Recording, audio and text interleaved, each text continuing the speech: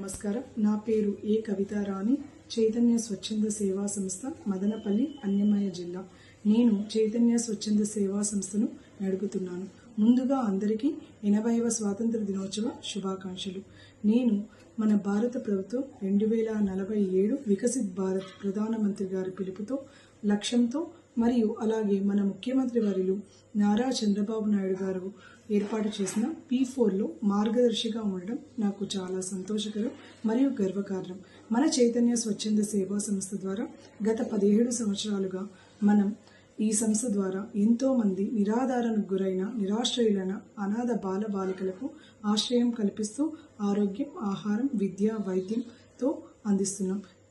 ఇప్పటి వరకు 495 మంది పిల్లలు ఇక్కడి నుంచి ఈ విద్య, వైద్యం, ఆశ్రయంని లబ్ధిగా తీసుకుని వారు సమాజంలో ఉజ్వల భవిష్యత్తు ద్వారా వారి స్వయం ఉపాధితో నడవడం చాలా సంతోషకరం. ప్రస్తుతం మన చైతన్య స్వచ్ఛంద సేవా సంస్థలో 90 మంది అనాథ బాల బాలికలు మరియు ముత్తు ఆంగ్ల మాధ్యమ పాఠశాల ద్వారా ఉచిత విద్యను, ఆరోగ్యం, ఆహారం, ఆశ్రయం కల్పించడమే కాకుండా అలాగే ఆనంద వృద్ధాశ్రమం ద్వారా 15 మంది నిరాధారణకు గురైన నిరాశ్రయులైన వృద్ధులకు చేరదీసి వారికి ఆరోగ్యం, పోషక విలువలతో కూడిన ఆహారం, మానసిక సంతోషం, వారికి తోడుగా నిలవడం మా లక్ష్యం, మా ధ్యేయం, మా బాధ్యతగా భావిస్తున్నాం.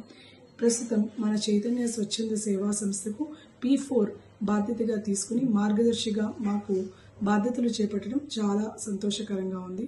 నారా చంద్రబాబు నాయుడు గారి స్ఫూర్తితో P4 ద్వారా ఎన్నో బంగారు కుటుంబాలలో మా వంతు బాధ్యతగా మేము సహాయ సహకారాలు అందిస్తున్నందుకు చాలా గర్వపడుతున్నాం. ఇదే మా బాధ్యతగా, ఇదే మా స్ఫూర్తిగా చంద్రబాబు నాయుడు గారికి ఆదర్శంగా సమాజానికి స్ఫూర్తిదాయంగా నిలబడమే మా బాధ్యతగా భావిస్తున్నాం. మరి మీరు